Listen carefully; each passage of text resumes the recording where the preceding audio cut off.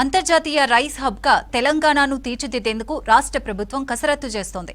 దీనికోసం ప్రపంచ మార్కెట్లో డిమాండ్ ఉన్న వరి రకాల సాగు కీలకం కానుంది. మరోవైపు వరిని కాపాడుతూనే పంటల మార్పిడి ప్రోత్సహించేందుకు రాష్ట్ర ప్రభుత్వం కృషి చేస్తోంది. ఎగుమతుల విధానంపై కూడా ప్రొఫెసర్ జయశంకర్ తెలంగాణ వ్యవసాయ యూనివర్సిటీ రాష్ట్ర ప్రభుత్వానికి నివేదిక ఇచ్చింది.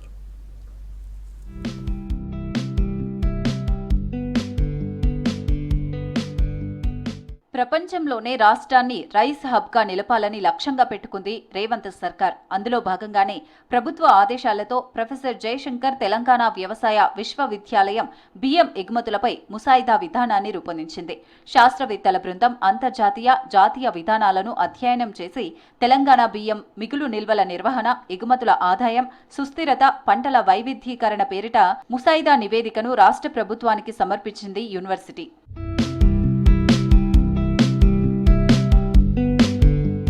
రాష్ట్ర విభజన సమయంలో 2013-14 65 లక్షల టన్నులుగా ఉన్న వరి దిగుబడి 2024-25 నాటికి 1,70,00,000 టన్నులకు పెరిగింది. సాగు విస్తీర్ణం 19 లక్షల హెక్టార్ల నుంచి 46 లక్షల హెక్టార్లకు విస్తరించింది.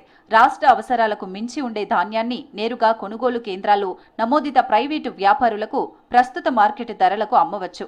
ఇది నిల్వ, నిర్వహణ ఖర్చులను తగ్గిస్తుంది. అధిక నిల్వలు పేరుకుపోవడాన్ని పరిమితం చేస్తుంది.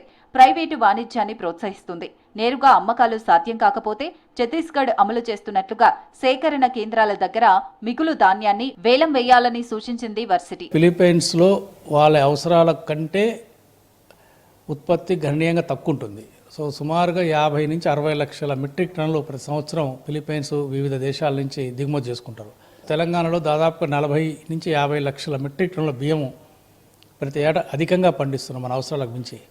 సో ఈ రెండు, అక్కడ కొరత ఉన్న దేశం, మన దగ్గర ఎక్కువ నిల్వలు ఉన్న రాష్ట్రంగా, ఈ రెండు దేశాల మధ్యలో ఈ ఒప్పందం కుదరటం వల్ల మన యొక్క అధిక నిల్వలను ఆయా ఫిలిప్పైన్స్ వినియోగదారులకు మనం ఎగుమతి రూపంలో అందించట్లయితే మన బ్రాండ్ పెరుగుతుంది, మనకు సరైన ధర కూడా వస్తుంది. ఎగుమతుల కోసం వ్యవసాయ శాఖ, అగ్రివర్సిటీ, పౌర సరఫరాల సంస్థల సంయుక్త భాగస్వామ్యంతో రాష్ట్ర వ్యాప్తంగా 5 లక్షల హెక్టార్లలో అధిక నాణ్యత ఉన్న రకాల వరి ఉత్పత్తి క్లస్టర్లను ఏర్పాటు చేయాలన్నారు సైంటిస్టులు. రైతు ఉత్పత్తిదారుల సంఘాలు, సహకార సంఘాలతో వాటిని నిర్వహించాలని సూచించింది. రైతులు నేరుగా ఎగుమతులు చేసేందుకు వీలుగా ఆగ్నేషియా, పశ్చిమ ఆఫ్రికాలోని కొనుగోలుదారులతో ప్రత్యక్ష సంబంధాలను కల్పించాలని సూచించింది యూనివర్సిటీ. మిల్లర్స్ని మనం ఎడ్యుకేట్ చేసి, ఇప్పుడు మన ప్రభుత్వం ఐకేపీ సెంటర్ ద్వారా కొన్న ఈ వరిని, ధాన్యాన్ని ఏదైతే మిల్లర్స్కి ఇస్తున్నారో వాళ్ళు తిరిగి ప్రభుత్వానికి ఇచ్చే క్రమంలో వాళ్ళు ఒక మంచి మిల్లింగ్ వ్యవస్థను పెట్టుకోవాలి. ప్రైవేట్ సంస్థలను ప్రోత్సహించాలి.